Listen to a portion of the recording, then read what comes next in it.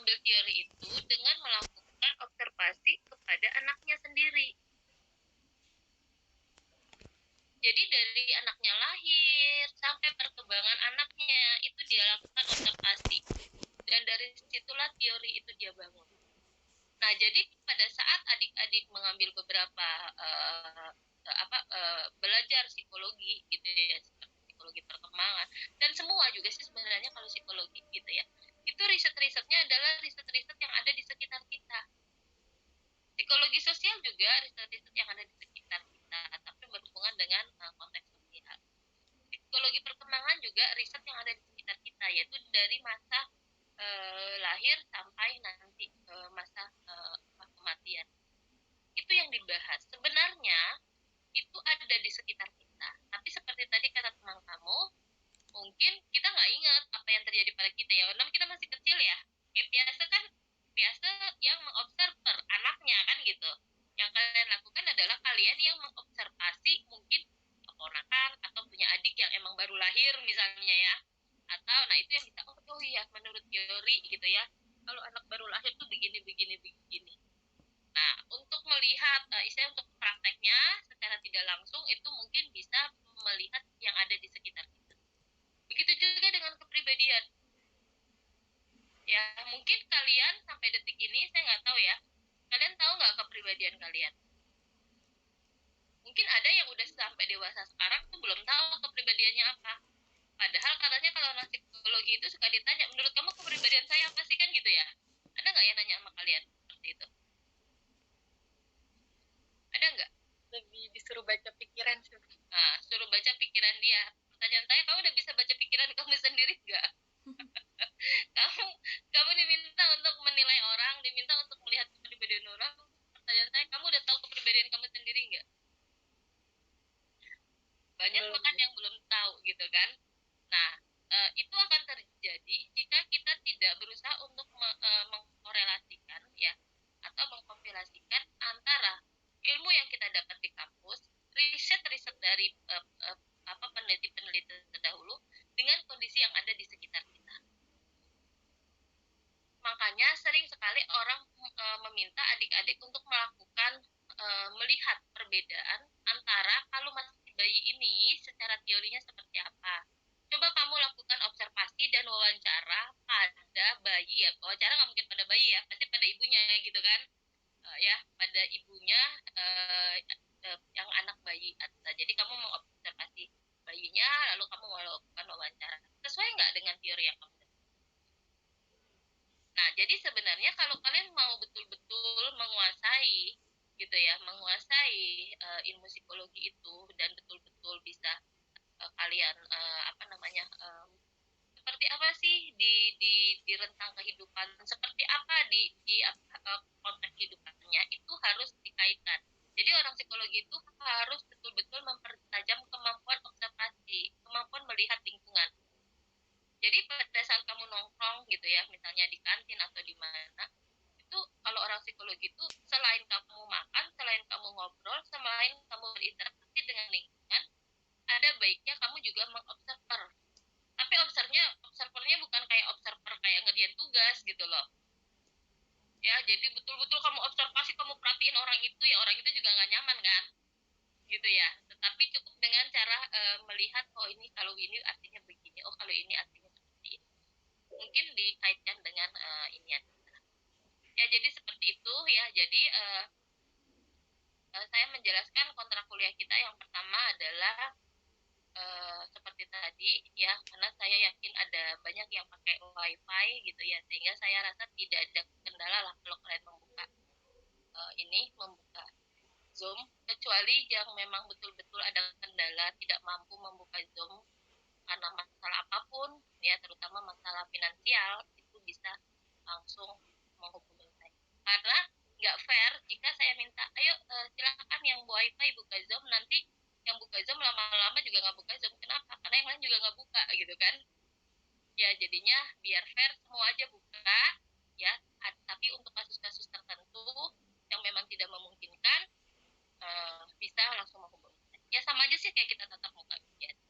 Kan saya tahu nih mukanya serius gitu kan, ada yang mikir apa sih yang dimaksud Bu Liana gitu kan. dan lain sebagainya gitu. Nah, kedua, nanti mungkin untuk UAS kita akan bikin PKM, itu Pekan Kreativitas Mahasiswa. Nanti saya akan diskusi dengan Bu Mukti siapa-siapa saja nanti yang akan yang akan kelompok-kelompoknya. Nanti mungkin kami yang akan membuat kelompok siapa-siapa, PKM-nya siapa gitu. Kami yang akan menentukan untuk kelompok PKM-nya. Nah, untuk PKM itu nanti mungkin akan melakukan offline. Ya, sisanya kita akan kuliah secara online, apakah itu melalui Zoom atau melalui e-learning. Ya, jadi bisa melalui Zoom atau melalui e-learning. Hari ini kita Zoom, hari Jumat kita e-learning.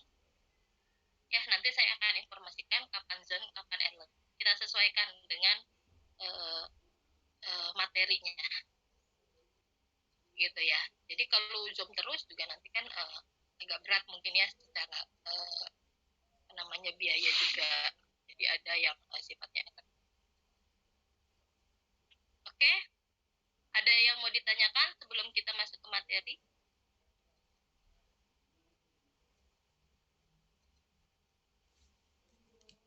Ada yang mau ditanya? Silakan ya, saya berharap adik-adik semua aktif ya. Belajar aktif dari sekarang gitu loh. Kalau udah nanti udah nggak bisa lagi. Maksudnya udah banyak lah mungkin yang mengganggu sehingga tidak. Silakan, ada yang mau ditanyakan? Tidak? Pas? Udah cukup, Bu. Ada, saya nggak ada. Oke, baik. Kalau nggak ada, kita masuk ke materi terkait dengan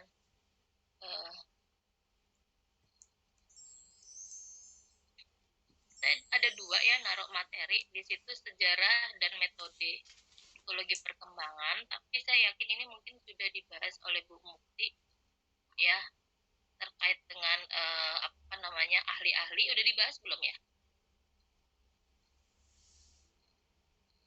Udah pernah belum teori tentang Plato? Belum, Bu. Belum ya? Darwin. Karena ini teori-teorinya ini dari masa kecil sampai dewasa gitu. Sementara kan sebenarnya saya dulu itu waktu zaman saya masih kuliah atau zaman mungkin bukan hanya zaman saya ya, tapi zaman sekarang juga di beberapa prodi yang ada di psikologi yang ada di Indonesia itu masih ada namanya mata kuliah psikologi perkembangan 1 dan 2. Perkembangan 1 itu membahas tentang anak. Nah, itu yang dibahas oleh Bu Mukti. Ya, membahas tentang psikologi perkembangan. Nah, perkembangan 2, psikologi perkembangan 2, kita membahas terkait dengan remaja dan lansia. Karena anak itu banyak banget loh dinamikanya. Banyak banget materinya. Kalian disuruh pakai buku apa oleh Bu Mukti? Laura Beck itu dia udah perkembangan 1 dan 2, udah membahas remaja sampai lansia, atau hanya Laura Beck hanya perkembangan 1 dan perkembangan 2? Kalau kemarin kita baru sampai yang remaja awal, Bu.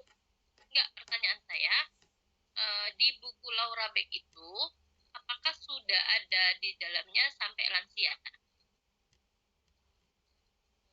Coba silakan yang punya bukunya dibuka, apakah sudah ada sampai lansia atau hanya sampai anak dan dewasa awal ya? Tadi Ripa bilang dewasa awal ya? Enggak, Bu, maaf. Itu cuma sampai anak doang, Bu. Aduh. Anak aja. Nah, di buku itu ada nggak tentang remaja? Nggak ada, Bu. Nggak ada.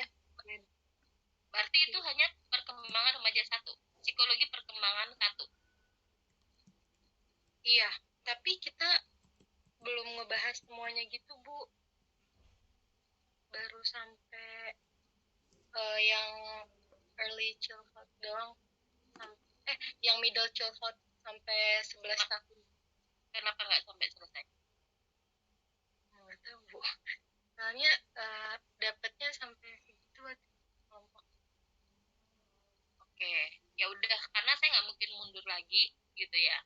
nggak mungkin mundur lagi karena nanti masalah remaja sama lansia nanti nggak kepegang. Kita kan pertemuan kita udah sampai UTS kan berarti udah separuh. Kan berarti kan pertemuan kita udah separuh, nggak mungkin lagi kan, gitu kan. Nah, jadi mungkin nanti bisa dibaca. Berarti karena gini, buku Laura Beck itu, sebentar saya tutup dulu ininya. Buku Laura Beck itu dia ada dua cetakan. Kalau cetakan bahasa Inggris, ada cetakan yang bahasa Indonesianya. Ada satu cetakan yang dia bukunya udah lengkap dari perkembangan dari masa lahir sampai lansia. Itu bukunya agak tebel. Nah, kalau yang tapi ada lagi satu nih Laura Beck-nya yang dia memecah jadi dua buku. Buku perkembangan satu gitu kan, yang hanya membahas tentang anak dengan buku perkembangan dua yang membahas remaja sampai lansia. Nah, buku yang direkomendasikan Bu Mukti itu apakah Laura Beck yang sudah jadi satu, apakah yang baru membahas tentang anak saja? Itu yang pertanyaan saya. Yang kalian pegang itu yang mana? Apakah hanya membahas anak saja di buku itu atau emang udah semuanya di situ? Di modulnya sampai lansia, Bu. Berarti semua sudah ada sampai lansia. Iya. Buku yang kalian pegang, jangan modul, buku yang kalian pegang, buku yang direkomendasi oleh Bu Mukti. Iya Bu, mohon maaf ternyata ini udah sampai lansia Bu. Nah, ya, berarti udah sampai lansia. Karena Laura Beck itu ada dua versi dia. Ya, jadi sebenarnya sama aja sih. Cuman dia dulu cetakan pertama awalnya itu dia memecah perkembangan satu dan perkembangan dua. Lalu cetakan selanjutnya dia ada menggabungkan. Nah, kita di sini menggabungkan, kalau di prodi psikologi yang di lain itu masih ada sih yang memecah satu dan dua. Tapi kita di sini menggabungkan. Makanya kenapa psikologi perkembangan itu 6 SKS. Kalau di prodi lain ada yang psikologi perkembangan itu 3 SKS gitu kan. Perkembangan 1, 3 SKS, perkembangan 2. Tapi sebenarnya sama aja, 3 SKS, 3 SKS, 6 SKS kan gitu. Ya, sebenarnya sama sih, esensinya sama gitu. Cuman kalau kita dijadikan satu supaya kalian tuh lebih nggak lupa gitu loh, lebih nyambung. Karena dulu waktu saya masih kuliah, perkembangan satu itu misalnya semester 3, perkembangan 2 semester 4 gitu. Jadi lain semester. Ya, oke, baik. Karena belum membahas terkait teori-teori ahli, saya mungkin akan membahas teori ahli saja ya. Jadi kalau kita bicara sejarah ya, di semua psikologi, mau itu bio, mau itu kepribadian, mau itu psikologi umum ya, dan lain sebagainya, itu pasti ada sejarah ahli, itu pasti ada. Karena tidak semua orang ahli di bidang secara general. Jadi orang itu ahlinya pasti ada bidang-bidang tertentu yang dia ahli di bidang tersebut. Maaf ya, sebentar ya.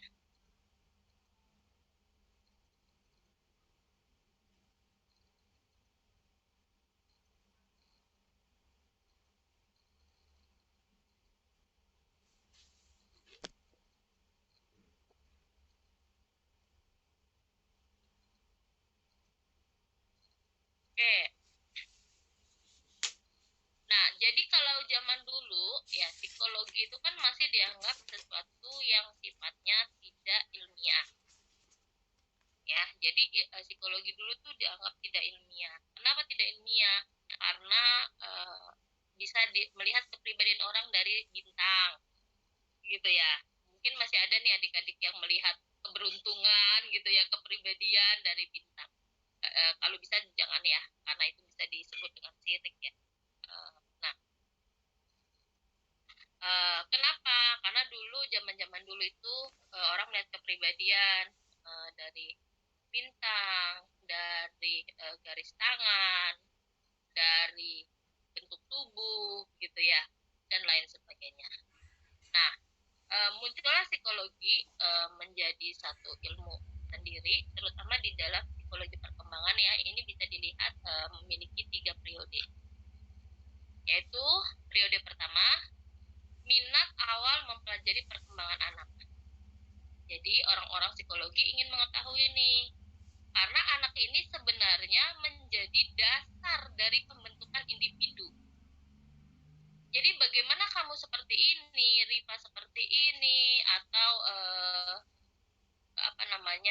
Sofiana seperti ini sangat dipengaruhi oleh bagaimana sih pola asuhnya, lingkungannya, proses pembelajaran yang dilakukan oleh keluarga gitu ya.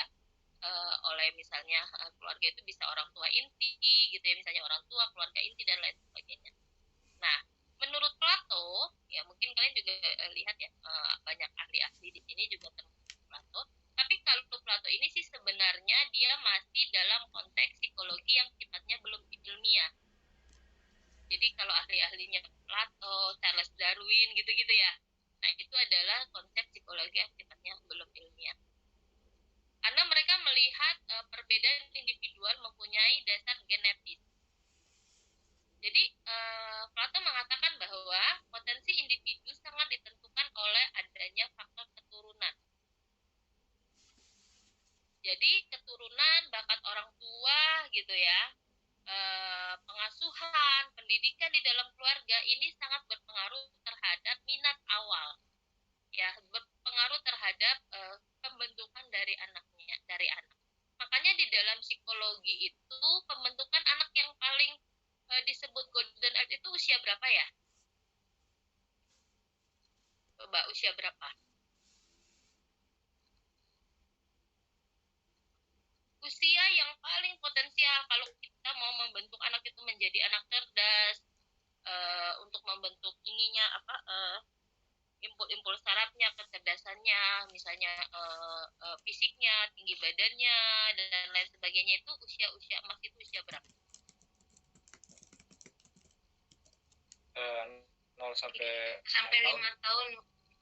Ya, jadi ada teori yang agak sedikit berbeda ya. Tapi sebenarnya perbedaan itu di dalam psikologi itu hal yang ini ya, yang biasa. Karena psikologi itu ilmu sosial. Jadi kadang-kadang muncul satu teori yang mematahkan teori dari ahli lainnya.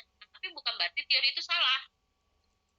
Jadi teori itu tidak bisa dikatakan salah gitu kan. Hanya karena adanya perbedaan. Ada yang mengatakan bahwa masa emas itu 0 sampai 3 tahun. Ada yang mengatakan masa emas itu 0 sampai 5 tahun. Gitu ya. Itu kan masa-masa yang berbeda. Ya, tetapi memang banyak yang mengatakan 0 sampai 3 tahun. Nah, itu adalah bentuk yang sangat maksimal ya jika kita ingin membentuk memunculkan kecerdasan anak dengan makanannya dan lain sebagainya, dengan stimulasi karena itu adalah masa-masa yang sangat emas. Ya, jadi kita ambil aja ada 0 sampai 3 tahun, ada yang 0 sampai 5. Jadi mungkin masa-masa yang sangat maksimal itu 0 sampai 3 tahun. Nah, sampai 5 tahun, 2 tahun ke depannya itu sebenarnya masih ini ya, masih sangat bagus dalam proses pembentukan. Cuman intensitasnya sudah sedikit menurun. Nah, kayak kalian sekarang nih, usia kalian udah 21. Kira-kira kalau mau kasih makanan yang memunculkan misalnya kayak cerebrofit gitu ya, memunculkan kecerdasan yang maksimal, kira-kira masih efektif nggak? Enggak, Bu. Nggak lagi. Ya kalian yang seperti ini ya udah stagnan ya. Tinggi badan juga mau kalian tiap hari renang gitu ya supaya lebih tinggi gitu ya, atau mau olahraga tuh yang yang loncat-loncat biar lebih tinggi gitu kan. Aduh, aku nih kayaknya pendek banget nih ya gitu ya, ngeliat teman-temanku udah tinggi, aku mau tinggiin. Kamu makan obat peninggi gitu kan, kamu kamu olahraga, bisa sih, tapi cuman sekian persen gitu loh, kecil banget gitu kan.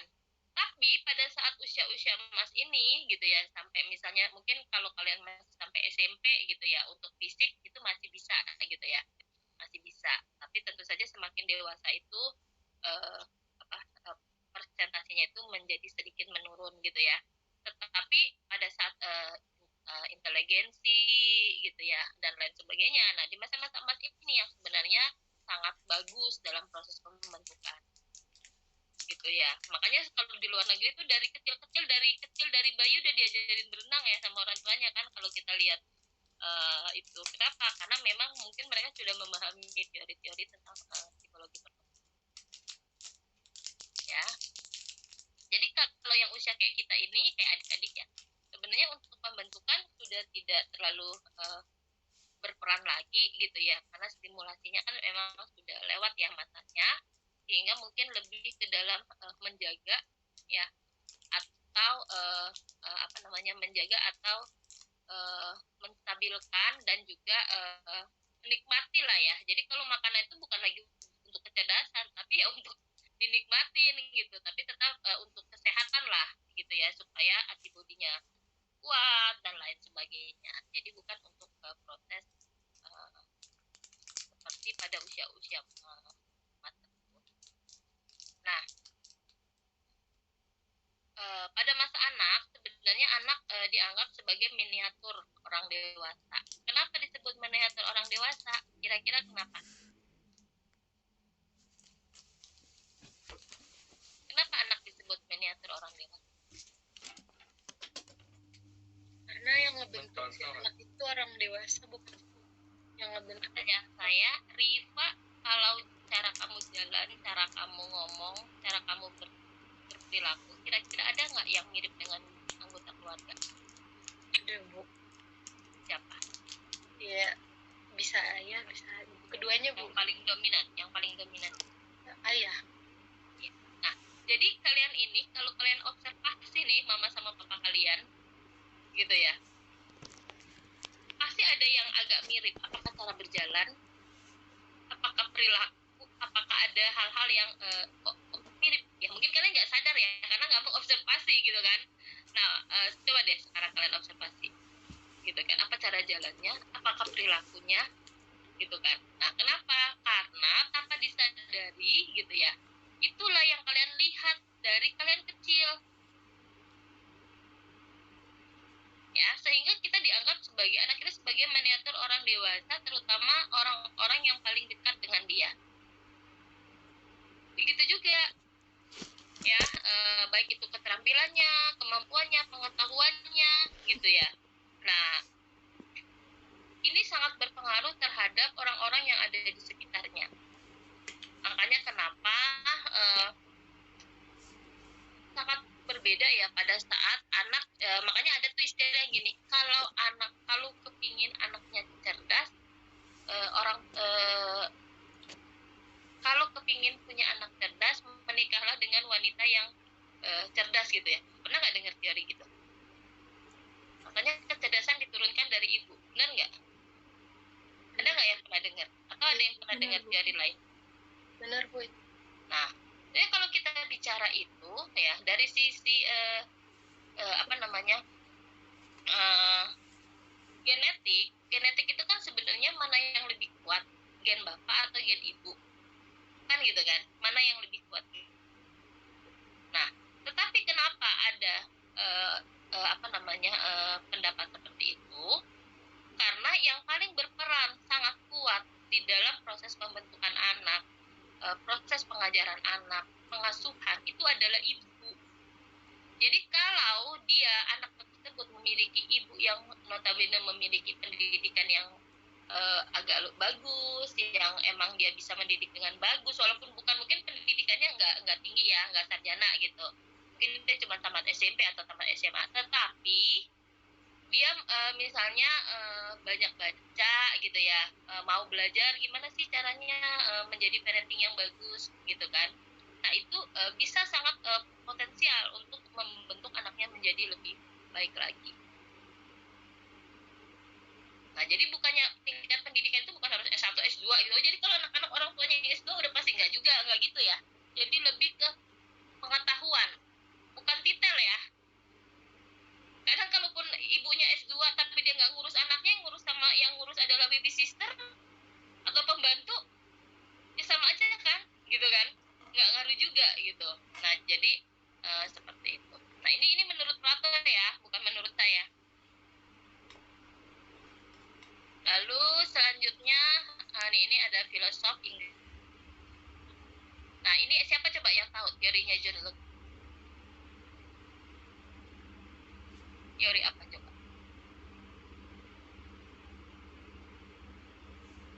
Terhadap pembentukan individu. Teori apa John Locke?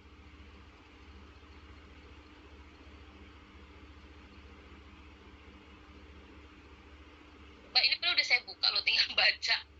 Tabula rasa. Iya, tabula rasa. Jadi anak itu dianggap seperti kertas kosong. Pernah nggak dengar statement Bapak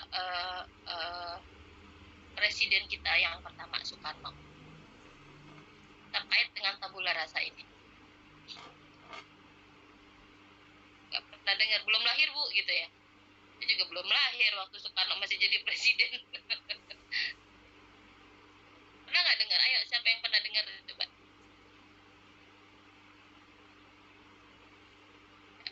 Jadi dulu Pak Soekarno pernah bilang, berikan saya, lupa ya, saya 20 atau 50 pemuda, saya lupa 20 atau 50 pemuda, berikan saya 20 pemuda atau 50 pemuda, maka saya akan mengguncangkan dunia.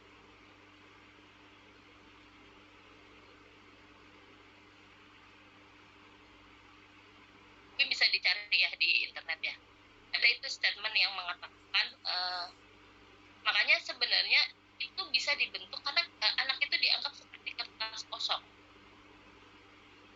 Apa yang tertulis di kertas itu, baik yang ditulis oleh pola asuh keluarganya, yang diajarkan oleh orang tuanya, kebiasaan-kebiasaannya, etika, sopan santun, baik itu apa yang didapatnya dari lingkungannya, siapa teman-temannya, gitu kan, dengan siapa dia berinteraksi, apa yang dia lakukan, maka itu semua yang akan tertulis di kertas itu, maka dia akan jadi seperti itu. Makanya di dalam Islam kan juga seperti ini, kalau mau wangi berteman dengan yang jual minyak wangi, kan gitu. Kenapa? Karena secara tidak langsung itulah pengalaman, itulah yang akan tertulis di dalam kalau dalam bahasanya John Locke ini adalah tabula rasa atau kertas kosong. Makanya buat adik-adik, kalau punya teman-teman yang nggak bagus, yang pergaulannya nggak bagus, narkoba, minum, merokok, suka berantem, jangan didekati. Karena dia bisa menjadi salah satu yang menulis kertas kosong itu gitu loh. Paham yang saya maksud? Bisa salah satu menjadi yang menulis kertas kosong. Ada waktu itu mahasiswa, kakak kelas kalian yang pernah ngomong gini sama saya, Ibu, saya punya teman saya itu seorang sesuka sesama jenis SB. Saya sebagai orang psikologi, saya merasa harus merangkul dia, harus membantu dia. Ini masih mahasiswa ini ya, merangkul dia, membantu dia. Apa yang harus saya lakukan? Menurut kamu, seperti apa yang harus dilakukan mahasiswa itu? Ini dia kepingin membantu temannya yang lesbi supaya kembali normal, karena dia tahu ini jalan yang nggak benar. Kalau kita bicara dari teori ini, apa yang harus dilakukan oleh orang tersebut gitu ya? Bukan teman ya, kan ini bukan teman kamu ya. Silakan.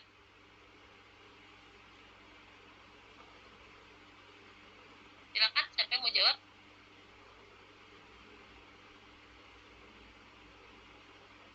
Yang lain ini suaranya yang saya cuma dengar suaranya Renault. Kamu panggilnya apa? Renault ya? Renault sama Riva. Dari tadi saya cuma dengar suara Renault sama Riva. Yang lain? Adam? Apa yang harus dilakukan oleh orang?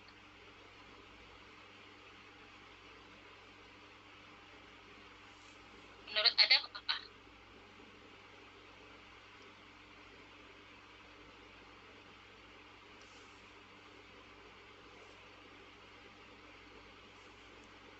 Silakan Adam. Ibu, menurut saya Siapa mengajak ini saya? teman. Menurut Sofiana. iya. Menurut saya Iya. mengajak teman tersebut buat bercerita secara intens. Bercerita secara intens. Iya. Berarti kamu akan selalu bersama dia. Kenapa, Bu? Berarti kamu akan selalu bersama dia. Nggak harus. Paling cuma beberapa Kan kamu waktu. teman-teman dekatnya kan? Berarti teman dia curhat kan? Iya. Oke. Kalau dari teori tabula rasa ini, kita bicara tabula rasa. Kalau dari teori tabula rasa ini, apa yang mungkin terjadi pada kamu? Menghindar, Bu. Hah? Menghindar mungkin, Bu, kalau menurut teori tabula rasa ini. Ya, kalau menghindar jadi kayak nggak tanggung jawab nggak? Atau jadi, kok jahat banget sih, percuma dong orang psikologi gitu kan? Masa ada temen yang kayak gitu ditinggal kabur gitu? Kira-kira bingung nggak sih sama satu teori tabula rasa gitu ya? Satu sisi kemanusiaan gitu kan? Kira-kira gimana coba? Ayo, ayo, ayo.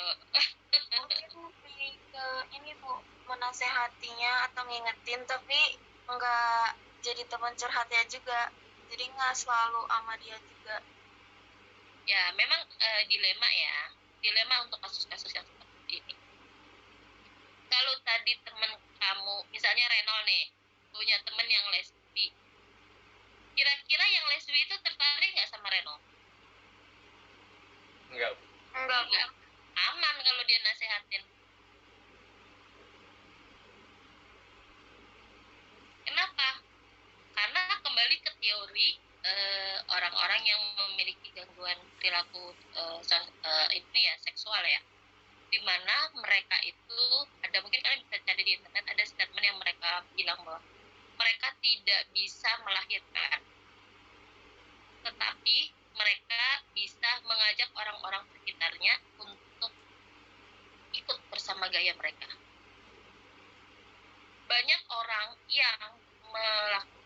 orang yang mengalami gangguan perilaku seksual, seperti akhirnya menjadi gay, akhirnya menjadi lesbi, karena banyak faktor. Salah satunya adalah lingkungan. Makanya kamu bisa lihat nih, kayak orang gay, banyak nggak ada di lingkungan entertain atau salon? Banyak nggak? Banyak, karena lingkungan. Nah, tadi Sofiana bilang dinasehatin jadi teman curhat. Nah, lalu Alicia bilang hindarin aja daripada saya jadi teori tabula rasa gitu ya. Nulis ini malah saya jadi dibawa-bawa gitu. Bisa kamu dibawa-bawa. Jadi dia berusaha untuk memasukkan kamu ke lingkungan dia. Sekarang pertanyaannya, mana yang lebih kuat prinsipnya, kamu atau dia? Kalau kita lemah, kita bisa kebawa. Makanya kenapa dibilang dalam Islam, kalau mau wangi, bergaulan dengan yang jual minyak wangi. Jadi lingkungan itu sangat berpengaruh. Kalau kamu ingin tahu bagaimana karakter orang, lihat dengan siapa dia bergaul. Lihat siapa temannya. Nah, itu adalah cara yang paling efektif untuk tahu dia itu orangnya seperti apa. Tentu, di satu sisi ini seperti sulit ya. Satu sisi kalau kita menghindari, kasihan dia. Tapi kalau kita bersama dia, bahaya juga buat kita. Kalau kita bicara teori tabula rasa. Karena kalau kita berada di titik terendah, kita malah yang jadi ke bawah-bawah gitu kan. Nah, sehingga akhirnya yang harus dilakukan mungkin membantu dia dengan mengarahkan dia ke yang lebih profesional. Karena kalau gangguan seksual itu tidak bisa hanya dinasehati. Nggak bisa kamu nasihatin dari A sampai Z sampai mulut kamu berbuih juga nggak percuma gitu. Yang harus dilakukan adalah pertama, memberi rekomendasi kepada orang-orang yang profesional. Jadi dia harus diterapi, ya harus diobati memang permasalahannya itu, apakah dengan hipnoterapi atau dengan CBT, cognitive therapy. Karena kalau hanya nasihat dari temannya, nasihat dari orang-orang sekitar, itu tidak akan membuat dia sembuh dari gangguan tersebut. Karena ini sudah klinis. Ya tentu lebih aman kita membantu dia dengan memberikan jalur-jalur kalau memang dia mau berubah gitu ya. tetapi kita juga harus membatasi supaya kita tidak terkontaminasi. Nah, ini seperti ini ya teori tabula rasa. Jadi Sofiana dan Alisa ada benernya, cuman posisinya itu harus dilihat gitu loh. Kira-kira kita harus bagaimana dengan kondisi seperti ini. Saya bilang sama mahasiswa itu, kalau kamu nanti yang dia, iya Bu, saya memang pernah tuh Bu diajaknya kumpul-kumpul sama temennya. Saya tuh dipegang-pegang tangan saya, saya sejak itu geli. Jadi saya nggak mau lagi katanya berteman sama dia. Niatnya mau bantu gitu ya, tapi ternyata malah dipeluk-peluk sama temennya gitu kan. Akhirnya dia sendiri malah ketakutan gitu. Nah itu bisa. Tapi kalau tadi si Renot yang sama yang lesbi, dia nggak bakalan tertarik, nggak akan diganggu gitu loh. Nah, atau misalnya Riva sama yang homo gitu kan. Nah, itu juga akan aman karena dia nggak akan tertarik sama perempuan gitu. Ya, gimana tadi ada yang ibu? Tadi ada yang nanya atau gimana tuh? Ibu tadi enggak? Saya Bu. Ya. Ibu berarti saya Bu saya. Ya, ya. Berarti kalau kayak Azahra ya? Bukan penyakit ya Bu? Iya Bu saya. Azahra ya? Iya Bu, Azahra Bu. Berarti kalau misalnya kayak gitu, itu bukan penyakit ya Bu, karena efek dari lingkungan. Itu udah penyakit.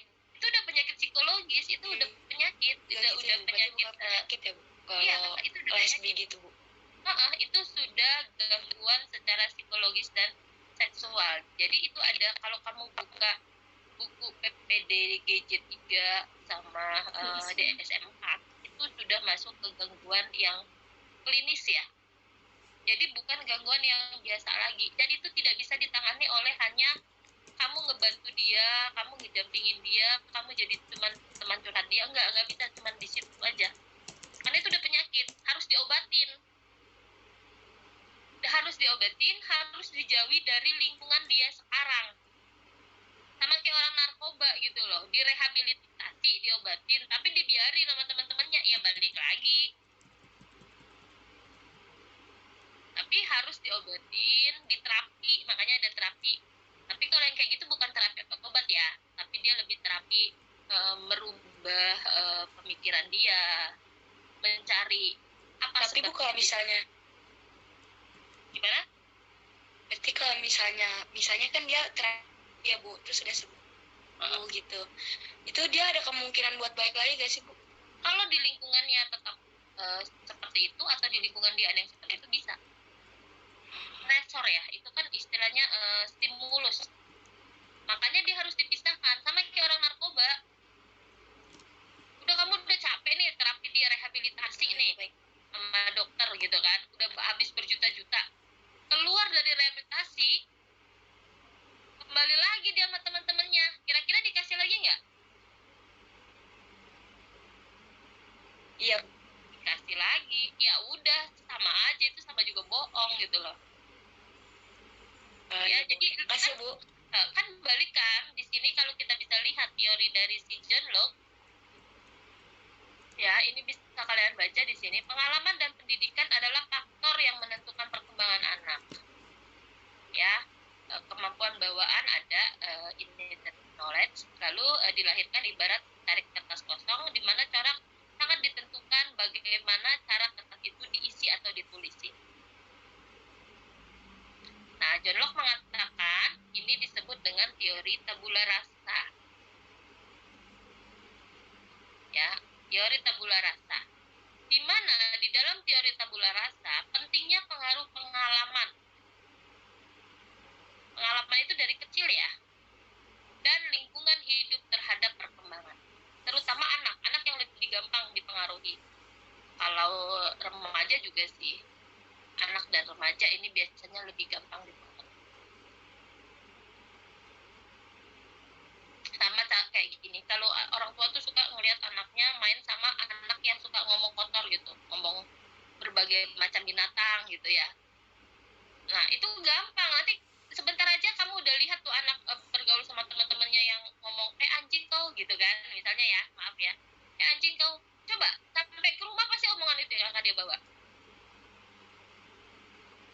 Kayak dulu ada istilah kalau anaknya ngomong kayak gitu dicabein ya sama mamanya ya, gitu ya, supaya nggak kebiasaan. dicabein juga kalau dia bergaul juga sama orang itu, dia denger bahasa-bahasa itu, misalnya nggak usah jauh-jauh lah, ada juga orang tua tanpa sadar juga suka ngomong bahasa yang kasar gitu ya, itu akan berpengaruh. Kenapa? Karena faktor lingkungan gitu ya, itu sangat berpengaruh. Next, selanjutnya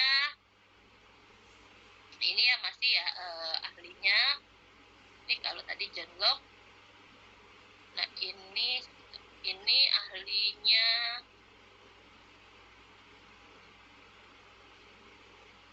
Jean-Jacques Rousseau, ini orang Prancis, ini bahasanya agak ini Prancis.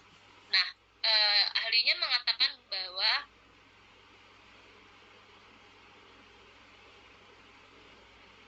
dia menolak ya, mengatakan bahwa bayi adalah makhluk pasif ya, di mana perkembangan bayi tersebut sebenarnya sangat aktif ya, karena dia sangat dipengaruhi oleh pengalaman, dan menolak juga anak merupakan orang dewasa yang tidak lengkap, karena anak ini sebenarnya dia sangat berpengaruh terhadap apa yang dilakukan orang dewasa. Nah, pertanyaan saya sekarang, kira-kira kalau anak kecil saya pernah lihat di sebuah film, anak itu bermain dengan ular, ada ular mendekati dia nggak takut, dia malah main karena dia nggak tahu nih kalau ular ini bahaya. Tapi pada saat ngelihat ekspresi muka mamanya ketakutan, ekspresi muka mamanya, awas ada ular gitu kan, dengan teriak-teriak dan lain sebagainya, anaknya jadi takut, jadi nangis, jadi panik. Karena yang dia lihat adalah ekspresi ketakutan, kecemasan. Nah, sementara orang tua gitu ya, dia takut karena dia sudah tahu ini ular bahaya. Nah, kalau anak kan enggak. Jadi anak itu ya, makanya anak itu kalau selalu dilarang-larang gitu ya, udah kamu nanti ini, itu biasanya dia akan menjadi orang yang jauh lebih penakut dibanding dengan anak yang diberi kebebasan untuk melakukan aktivitas tetapi diawasin. Jangan dibiarin aja gitu ya, tapi tetap harus ada pengawasan karena kan namanya anak ya, belum mengenal. Karena John Rousseau ini mengatakan, ia beranggapan bahwa sejak lahir anak adalah makhluk aktif dan suka bereksplorasi. Oleh karena itu, anak harus dibiarkan untuk mendoleh pengetahuan dengan cara dia sendiri melalui interaksi dengan lingkungan. Ya, Rousseau dalam bukunya mengatakan ya, menolak pandangan bahwa anak memiliki sifat bawaan yang buruk. Dia menegaskan bahwa segala-galanya ya, pandangan itu sebenarnya bentuknya tergantung dari seperti apa orang yang berinteraksi dengan anak itu, yang disebut dengan noble sentence. Nah, ini yang menurut Rousseau ya, bahwa anak itu sangat dipengaruhi oleh hal-hal baik dan buruk, itu sangat dipengaruhi oleh lingkungan dan pendidikan. Orang dewasa juga seperti itu. Nah, lalu saya lanjut lagi karena waktu kita. Nah, dasar-dasar pembentukan psikologi perkembangan ya secara alami, bahwa penelitian ini awalnya dianggap seperti yang tadi saya bilang, bahwa psikologi itu dianggap sebagai sifatnya belum ilmiah, sehingga muncullah penelitian-peneliti di zaman tersebut dimulai pada abad ke-19 yang dipelopori oleh Charles Darwin dan William Wundt. Ya, jadi Charles Darwin mengatakan anak memiliki sumber yang kaya informasi tentang sifat dan ciri-ciri manusia. Ya, dengan mempelajari tingkah laku dan perkembangan bisa diketahui asal-usul manusia. Maka seperti saya bilang, pada saat kamu sudah mengetahui berbagai macam teori-teori terkait dengan psikologi perkembangan anak dan remaja, itu bisa dilakukan observasi terhadap lingkungan sekitar. Nah, perkembangan ini juga menjadi pembuka kemampuan dan ciri-ciri yang bisa terprogram secara genetik. Jadi memang lingkungan berpengaruh, tetapi kita juga tidak bisa lupa bahwa ada faktor genetik, faktor bawaan yang secara tidak langsung itu juga sangat berpengaruh. Nah, di sini ada menurut pandangan Darwin ya, yang mengatakan selain Darwin ini ada juga Stanley Hall yang memperkenalkan 3 tahapan anak dari lahir hingga remaja itu pada usia dari lahir sampai 7 tahun. Ini mungkin nggak usah di ini ya, karena kalian udah belajar kemarin sama Bu Mukti. Saya next aja. Saya ambil di bagian ketiga, usia 12 sampai remaja. Nah, tahapan perkembangan pada usia 12 sampai remaja, di mana anak-anak mulai tertarik dengan lawan jenis, ya, dan mulai bertanggung jawab terhadap perilaku mereka. Makanya di dalam usia ini, remaja itu mulai mencari identitas diri, karena masa peralihan antara masa anak ke masa remaja. Jadi remaja ini merasa udah dewasa gitu loh, gitu ya, sehingga dia merasa aku kan udah nggak anak-anak lagi, aku kan udah dewasa gitu kan, sehingga dia lebih banyak berinteraksi di luar, lebih suka berinteraksi dengan teman-temannya. Peran keluarga orang tua itu sudah mulai berkurang karena dia lebih senang berinteraksi dengan teman-teman. Nah, lalu selanjutnya Sigmund Freud itu membahas dari awal ya, dari masa oral, genital ya. Tetapi menurut Sigmund Freud, remaja itu berada di masa perkembangan seksualitas. Nah, ini kalau Sigmund Freud. Kalau anak saya nggak bahas lagi ya, karena itu udah dibahas oleh buku. Lalu John Bowlby ya, dia juga ini John Bowlby ini risetnya masih riset anak ya, bicara tentang teori-teori biologi saraf ya. Saya tidak usah membahas ya, karena nanti nggak selesai. Ini juga Arnold Geisel, ini juga nanti bisa dibaca sendiri ya. Ini tahap membahas terkait dengan anak dan remaja juga. Nah, ini juga William Wood ada. Nah, ini William Wood yang pertama kali mengajarkan psikologi menjadi satu pengetahuan yang sifatnya ilmiah ya. Jadi sebenarnya psikologi itu sudah ilmiah dari tahun 1832 ya, 1910, yang mana dia mulai mendirikan laboratorium psikologi pertama di Leipzig, Jerman ya, yang didirikan oleh William Wood ya. Jadi sebenarnya dia adalah bapak psikologi modern ya, yang di dunia.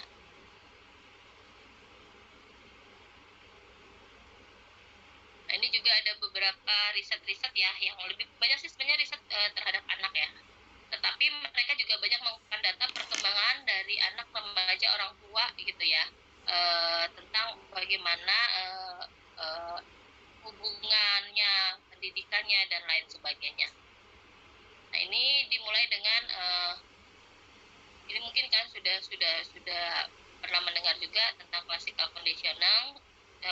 conditioning, yaitu behavioris theoritis yang terkait dengan bagaimana pembentukan individu ya, sangat juga bisa kalau menggunakan pendekatan behaviorisme.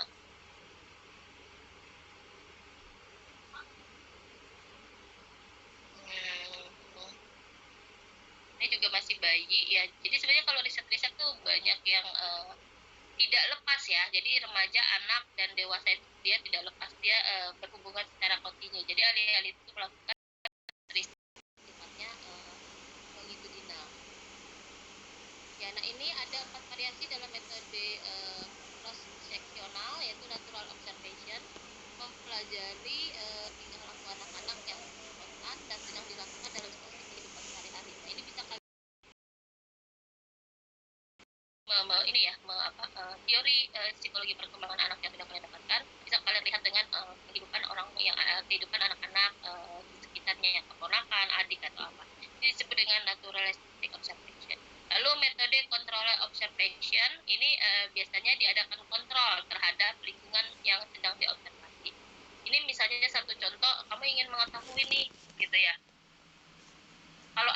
kalau kamu punya keponakan atau punya keponakan atau adik ya, yang ingin kalian ingin melakukan eksperimen ya, eksperimen terhadap perilakunya. Nah, ini bisa menggunakan metode control observation. Tapi ini nanti mungkin akan dipelajari lebih dalam di psikologi eksperimen ya. Jadi saya nggak akan membahas terlalu dalam juga, karena di psikologi eksperimen nanti akan dibahas. Nah, ini Laboratory eksperimen investigation, ya ini biasanya perilaku individu, baik itu remaja gitu ya, ataupun anak itu dilakukan di lab, dilakukan di experimental investigation. Lalu standardized testing ya, standardized testing di sini adalah karakteristik individu seperti apa perkembangannya dengan menggunakan berbagai macam alat tes yang sudah disiapkan, seperti tes kecerdasan, tes kepribadian, tes bakat sekolah, motivasi, dan fungsi-fungsi psikologis lainnya. Nah, ini biasanya akan kalian dapatkan di mata kuliah, nanti ada mata kuliah namanya inventory, data assessment. Nah, ini observasi. Ya, untuk melihati berbagai macam, saya agak cepat aja karena udah jam 11.19. Nah, ini ada observasi. Nah, seperti yang tadi saya bilang, psikologi itu tidak bisa lepas dengan observasi atau pengamatan terhadap lingkungannya. Jadi, ada pengamatan yang bisa kita lakukan secara sistematis, yaitu adanya gagasan, lalu adanya siapa, kapan, di mana, dan bagaimana observasi itu dilakukan, dan kalian catat ya. Jadi harus dilakukan, kalian sebenarnya harus melakukan ini supaya kalian belajar untuk observasi. Walaupun nanti ada mata kuliah namanya observasi dan wawancara. Kalian udah dapat ya semester ini nggak observasi dan wawancara? Belum ya, berarti kalian semester 3 ya? Berarti semester 5 nanti observasi wawancara. Nah, observasi juga dilakukan di laboratorium atau di dalam kehidupan sehari-hari. Nah, observasi ilmiah ya yang dilakukan di laboratorium harus dikendalikan. Nah, ini kalau di lab itu pasti harus ada kontrol, harus bisa dikendalikan. Misalnya, kamu ingin mengetahui nih efektivitas game online, game kekerasan terhadap kekerasan yang dilakukan oleh anak. Misalnya, kamu punya keponakan kamu suka mukulin orang, lalu dilihat nih kayaknya faktor dari dia suka main game pukul-pukulan nih, atau main game tinju-tinjuan gitu kan. Nah, kamu ingin tahu betul nggak nih game ini yang menjadi faktor pemicu dari munculnya keponakan kamu ini melakukan kekerasan seperti itu. Nah, ini bisa dilakukan dengan melakukan observasi secara ilmiah ya, tetapi ini juga tentu harus ada kontrol. Kontrolnya kenapa?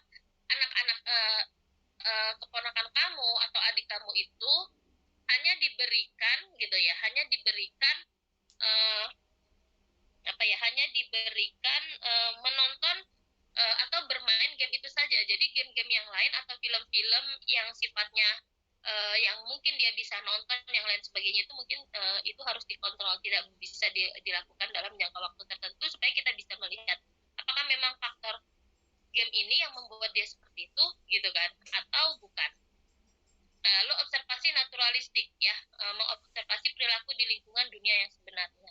Ini ada beberapa metode ya yang biasa dilakukan dalam dunia psikologi. Lalu selanjutnya kekurangan penelitian di laboratorium ya, ini ada beberapa kekurangan. Yang pertama, sulit untuk melakukan penyelidikan dalam kondisi partisipan tidak mengetahui bahwa mereka sedang dipelajari.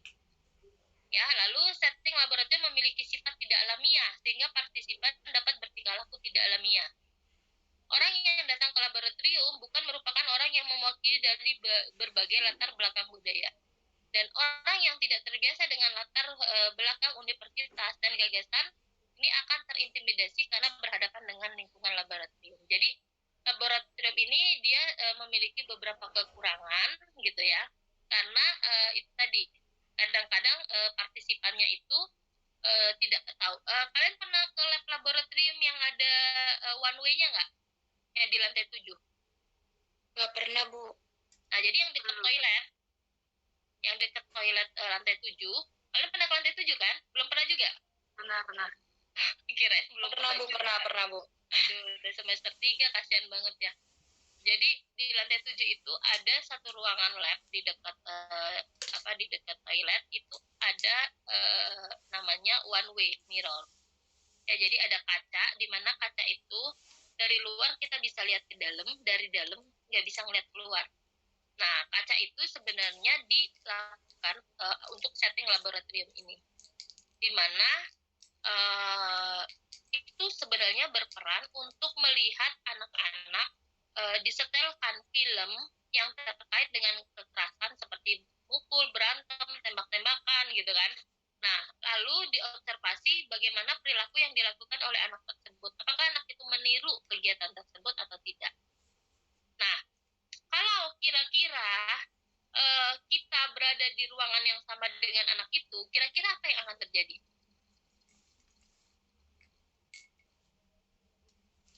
Anak itu akan tahu bahwa dia diobservasi, bahwa dia dilihat, bahwa dia dinilai. Tetapi maka perilaku itu bisa tidak muncul. Tetapi dengan adanya one way mirror itu, di mana ada kaca ya, yang dimana kita bisa melihat anak itu, tapi anak itu tidak bisa melihat bahwa dia sedang diobservasi, maka itulah yang dilakukan. Jadi akan muncul perilaku-perilaku yang harusnya muncul, yang harusnya alami, gitu kan, bisa muncul pada setting laboratorium. Nah, jadi sesuatu yang sifatnya tidak alami, gitu ya, itu tidak muncul. Tapi itu harus ada kontrol ya, karena kalau tidak ada kontrol itu juga akan tidak terlihat. Lalu ada beberapa juga untuk melihat perkembangan, yaitu melalui survei, kuesioner atau wawancara. Ya, mungkin nanti ada mata kuliahnya sendiri. Dan ini biasanya udah biasa ya melakukan wawancara, apakah face to face atau kelompok. Kalau dulu sih sebenarnya wawancara ini nggak boleh dilakukan melalui telepon atau WA ya. Namanya kan wawancara kan harusnya face to face ya. Maksudnya kita melihat gestur, kita melihat mimik muka, itu yang disebut dengan wawancara. Dan wawancara itu tidak pernah lepas dari observasi. Tetapi karena sekarang udah zaman canggih gitu ya, orang kadang-kadang wawancara udah lewat telepon gitu ya, sehingga memisahkan antara wawancara dan observasi sebenarnya tidak bisa, ini menjadi satu kesatuan. Kalau dalam psikologi sebenarnya tidak bisa ya, dia tetap harus menjadi satu kesatuan. Nah, kelemahan subjek penelitian ini biasanya pada saat kamu melakukan wawancara, dia bisa saja tidak mengungkap hal yang sebenarnya. Jadi kalau kamu melakukan wawancara kepada remaja atau kepada anak gitu kan, apalagi kepada remaja, misalnya kamu bilang, kamu ingin mengetahui, kamu punya seorang subjek di mana subjek kamu itu memiliki nilai yang rendah terus gitu loh, nilainya rendah gitu kan, lalu dia juga nyaris tidak naik kelas. Pada saat kamu wawancarai, kira-kira yang muncul, kamu nanyain, kira-kira yang muncul pertanyaan kamu seperti apa? Ini satu contoh ya, misalnya wawancara. Kamu punya satu subjek yang punya nilai rendah, yang hampir tidak naik kelas. Kira-kira pertanyaan yang muncul apa? Kenapa bisa nilainya rendah? Kendala, Bu. Nilainya rendah atau tidak naik kelas. Kalau kamu ditanya seperti itu, kira-kira jawabannya apa?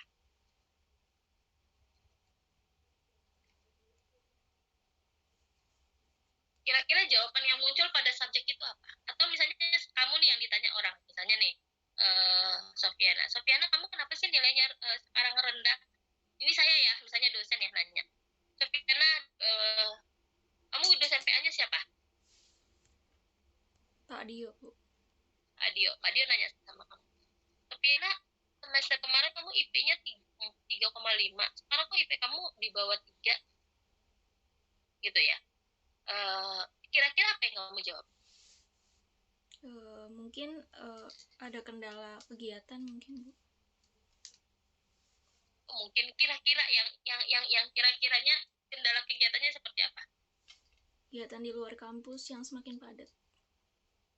Oke. Padahal sebenarnya kamu gara-gara malas belajar, karena nggak pernah belajar. Banyak kan orang yang kegiatan di kampus itu yang nilainya bagus, karena dia juga belajar. Sebenarnya mungkin yang benernya itu karena malas belajar gitu loh. Ya. Tapi kira-kira itu nggak yang muncul dari jawaban kamu? Enggak, Bu. Nggak mungkin. Nggak mungkin. Pasti yang akan muncul pada saat wawancara adalah kamu akan berbicara dengan menyalahkan lingkungan atau situasi. Iya. Bukan menjawab seperti yang sebenarnya. Iya Pak, soalnya dosennya tuh pelit banget sih ngasih nilai.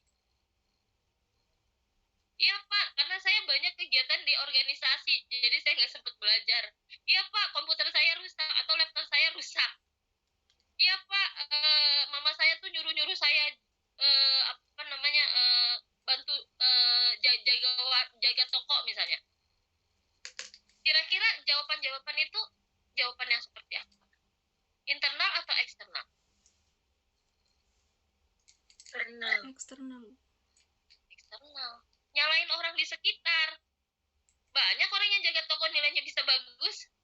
Banyak orang yang aktif di organisasi nilainya bisa bagus. Banyak orang yang gak punya laptop bisa belajar. Ya kan? Banyak orang yang ya tadilah alasan-alasan, tapi tidak pernah kita bicara, ya Pak saya lagi nggak mood nih sekarang belajar, saya kok jadi nggak semangat ya. Jarang. Apalagi kalau yang nanyanya itu dosen pembimbing gitu ya, atau dosen gitu, itu pasti jarang. Kenapa? Nah, jadi kalau kita lihat di sini ya, sering sekali kelemahan dari wawancara ya tidak di mana subjek peneliti tidak mengungkapkan hal yang sebenarnya. Padahal kalau dia bilang, iya Pak, saya tuh sebenarnya lagi nggak mood belajar, susah banget konsentrasi buat belajar. Jadi kadang-kadang saya bahkan nggak pernah belajar sama sekali sampai ujian. Kalau itu jawaban yang muncul, kira-kira bisa dibantu dosen nggak? Bisa. Karena itu persoalannya itu bisa dibantu. Dan itu memang persoalannya, solusinya. Tapi pada saat kamu tadi bilang, kenapa? Oh, saya karena banyak banget kegiatan organisasi. Bisa dibantu nggak? Pasti jawabannya, udah kamu nggak usah lagi organisasi, fokus kuliah, kan gitu akhirnya. Hanya jawabannya. Padahal bukan itu masalahnya. Banyak orang yang aktif organisasi bisa dapat bagus kan gitu. Nah ini ya sering sekali ya pelemahan dari metode survei, kuesioner, wawancara. Kadang-kadang kita tidak mau menyebutkan faktor penyebab yang sebenarnya. Karena pada dasarnya manusia itu selalu ingin terlihat baik di hadapan orang lain. Makanya ada kata persona. Apa itu persona? Apa itu persona?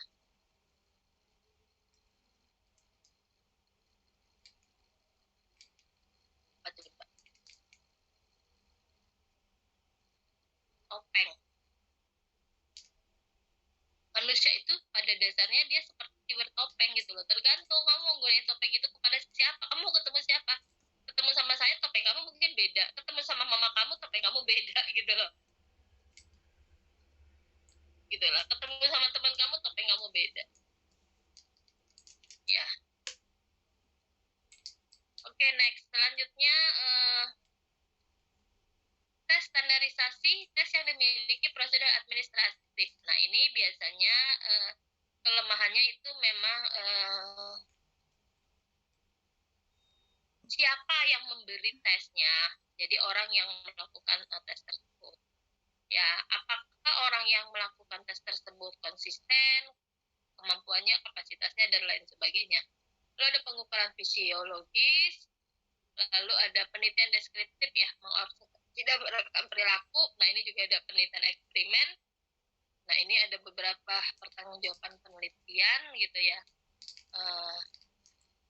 Yang meliputi pada saat kita melakukan riset terkait dengan perkembangan psikologi itu harus melihat persetujuan peneliti, kerahasiaan, tujuan penelitian, dan potensi, menghindari tipuan yang perlu terhadap partisipan. Jadi kita tidak boleh menjelaskan hal-hal yang sifatnya tidak real atau yang tidak nyata. Gitu ya. Jadi ini ada beberapa teori, sejarah, dan metode terkait dengan psikologi perkembangan. Oke, sampai sini ada pertanyaan. Yang mungkin materi yang satu lagi, next ya, kita lanjut. Yang itu ada pertanyaan nggak?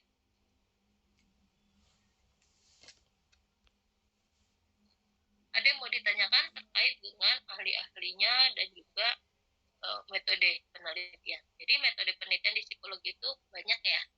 Jadi kalau ada nggak sih yang mau masuk psikologi kemarin alasannya karena nggak mau hitung-hitungan, nggak mau belajar-belajar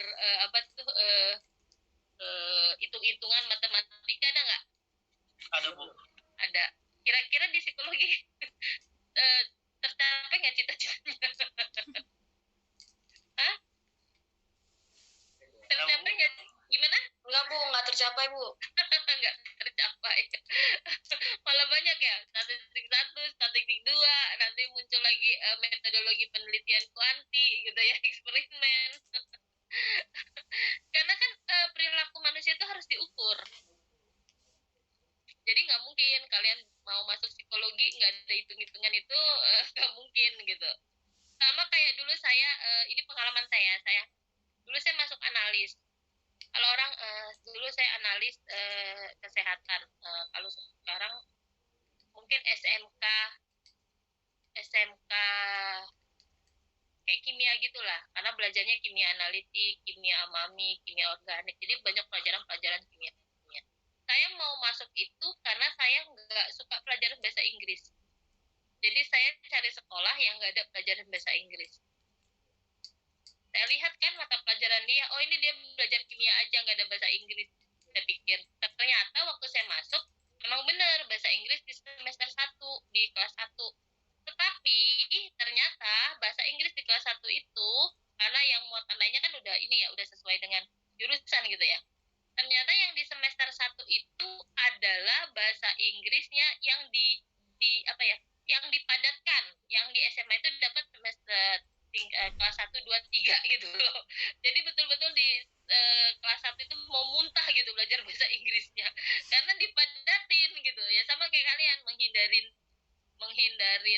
menghindarin matematika atau hitung-hitungan, ternyata statistik 1, statistik 2 gitu ya. Nanti ada kuantik, ada fisiko, ada pengukuran gitu kan. Ya seperti itu. Tapi sebenarnya itu tidak boleh dihindari sih. Disukai dan dipelajari, pasti insya Allah bisa.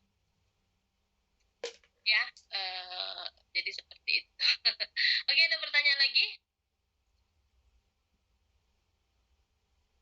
Terkait dengan dengan materi tadi atau yang lainnya?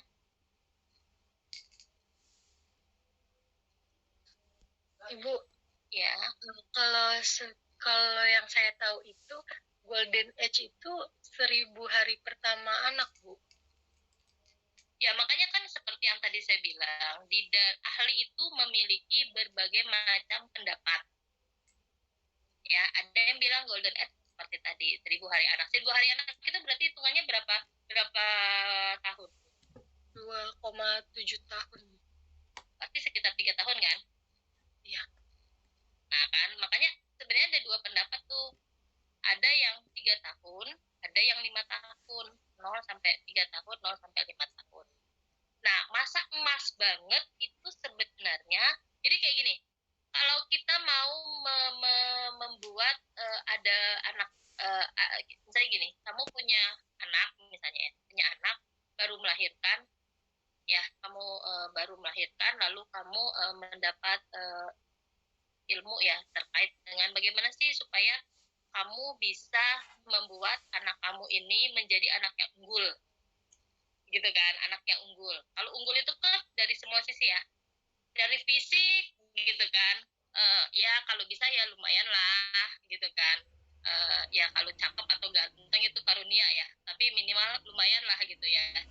Nah, misalnya kamu kepengen hidung dia agak mancung, kamu sama suami kamu mungkin nggak mancung hidungnya gitu, tapi kamu kepingin anak kamu agak mancung, kira-kira apa yang bisa kamu lakukan pada usia ini nih? Ini kan, karena kan kalau anak bayi ini kan terutama ya 0 sampai 3 tahun itu kan emang masih masa-masa pertumbuhan banget gitu ya. Kamu cari nih gimana caranya membuat hidung mancung gitu ya. Misalnya apa, menekan apa, kalau ada yang bilang apa kayak di mulut tuh gitu kan, jadi supaya bisa menekan anaknya supaya hidungnya agak mancung, itu bisa dilakukan pelan-pelan, dan itu pernah dilakukan oleh salah satu keluarga kami, dan memang akhirnya hidung anaknya lumayan mancung, cuman dia lupa dengan menekan kolok-kolok itu giginya mulutnya jadi ikut mancung. Jadi hidungnya mancung, mulutnya juga ikut mancung. Nah itu mungkin dicari pengetahuannya gimana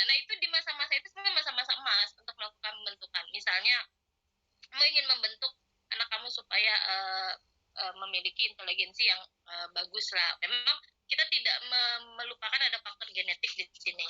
Tetapi kan ada faktor menstimulasi itu kan perlu. Mungkin makanan-makanan yang sangat bagus, omega dan makanan lain yang bisa membentuk menstimulasi kecerdasannya gitu. Nah, ini akan efektif hasilnya pada saat itu diberikan di usia 0 sampai 3 dan 5 tahun. Dibanding kamu berikan di SMP, SMA, bahkan sekarang gitu loh. Nah, itu tidak akan. Nah, jadi kalau istilahnya gini, kamu kepingin anak kamu punya tinggi badan yang tinggi lah, pengen punya anak yang bisa main basket misalnya ya. Nah, di usia-usia ini masa-masa pertumbuhan yang sangat luar biasa kalau emang ingin ininya. Makanya itu kalau kan seperti saya bilang, kalau di barat kan diajari renang segala macam gitu kan, itu kan udah dari usia-usia yang sangat sangat dari bayi bahkan ya. Nah, jadi hal-hal yang seperti itu dilakukan itu hasilnya akan sangat bagus, akan sangat efektif di usia itu. Makanya disebut usia emas. Sama kayak misalnya ada anak orang tua yang punya anak autis. Kalau itu diketahui di anak autis ini dipegang pada usia 5 tahun ke atas, itu masa terapinya itu akan sangat berat dibanding dia sudah diterapi dari usia 3 tahun. Karena ini yang disebut dengan masa emas. Jadi kalau kamu nanti punya anak, nah masa-masa ini itu bagaimana kalian bisa membentuk anak kalian menjadi anak-anak yang unggul. Baik itu dari inteligensi mungkin, atau misalnya dari fisiknya gitu ya, tingginya dan lain sebagainya. Dari segalanya itu di masa-masa itu yang paling efektif. Dibanding kamu sudah melakukannya itu di SMP. Sebenarnya sampai usia 12 tahun kalau inteligensi itu masih terus berkembang ya. Tapi tidak akan seluar biasa pembentukannya pada usia 0 sampai 3. Jadi kalau 0 sampai 3 itu mungkin bisa 90% gitu ya. 3 sampai 5 tahun itu bisa menjadi 80% gitu atau 70%. Di atas itu mungkin hanya 60% atau 50%. Jadi kemampuan menyerap segala sesuatunya itu semakin tua semakin berkurang. Kayak kamu nih, kamu mau loncat-loncat gimana juga mau tinggi ya nggak bisa lagi gitu loh. Gitu kan, tapi kan di usia-usia yang itu tadi itu sangat efektif. Oke, baik, ada pertanyaan lagi? Baik, kalau tidak ada mungkin saya absen ini, tunggu berapa orang yang ada. Ini absen saya belum bisa masuk karena saya salah menaruh jadwal.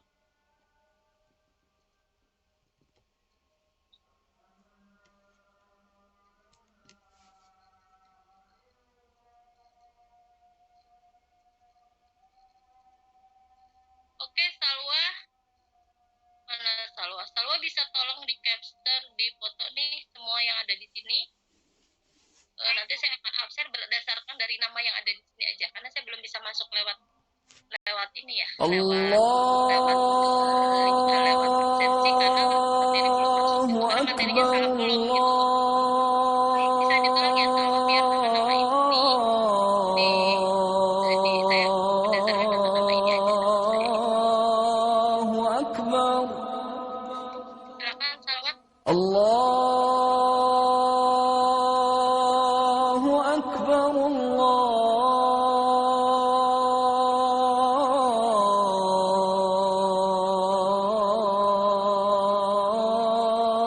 Allahu Akbar.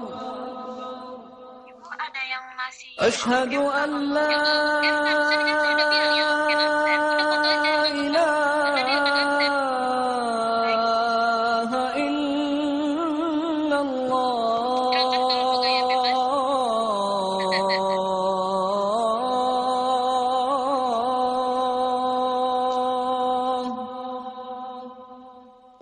أشهد أن لا إله إلا الله